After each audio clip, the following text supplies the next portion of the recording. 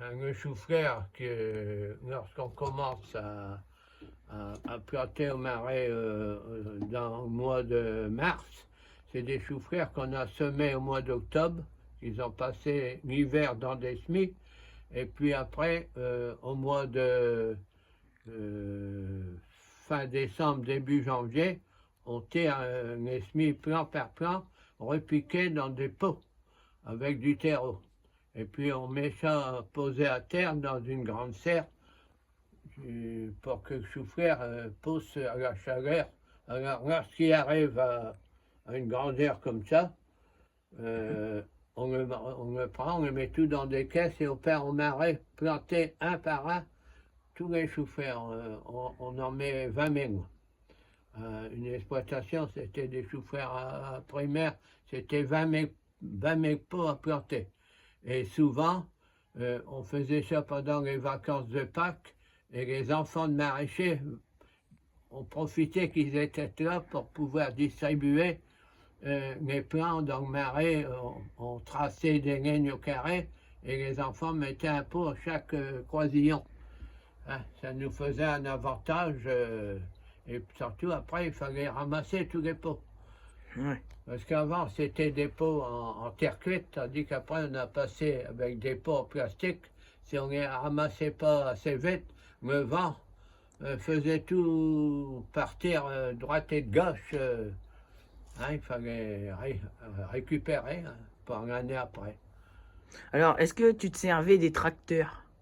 À ce moment-là, moi, j'ai commencé le métier aucun tracteur. D'ailleurs, il n'y avait pas de dessert, tout était en bateau. Hein, le marais était en bateau, chacun y avait son bateau, ses personnes, et puis on partait avec un bateau, avec fond tous des bacs et de chou-fleur, on mettait quelques barres de bois pour faire un dessus en tangue pour pouvoir remettre une couche de chou-fleur, puis on partait avec ça, ça faisait beau, ça faisait un bateau plein de verdure. Tu mettais combien de choux-fleurs dans tes bacoves?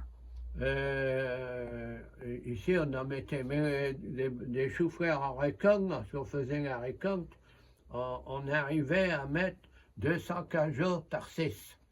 Il y a combien de choux-fleurs dans le cajot? 6.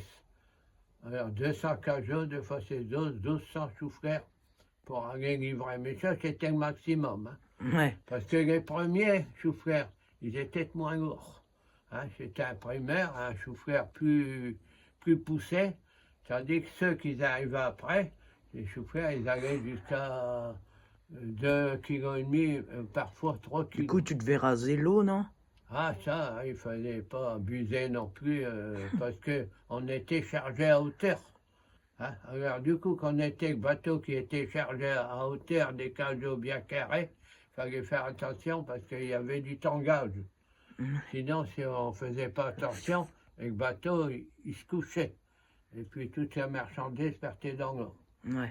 Ça arrivait rarement, mais ça arrivait. Ça t'est déjà arrivé, ça? Ah, pas moi, mais certains maraîchers, alors, les voisins, ils devaient avec son bateau tout rattraper, tout remettre, hein, pour sauver la marchandise. Ouais. Voilà. Là, il y avait une précaution à prendre. Hein. Il ne fallait pas abuser. Alors, il y avait des lieux pour livrer, des quais exprès pour arriver avec les bateaux. Comme la Cipéma, non? Ouais, comme la Cipéma. Et puis, hop, après, au début, on posait un cajot sur un quai. Puis après, bon, ben, ça s'est modernisé.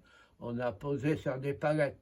C'est-à-dire que le clerc qui arrivait prenait la palette et puis il partait avec 50 cajots sur une palette qu'on mettait. Un désauteur.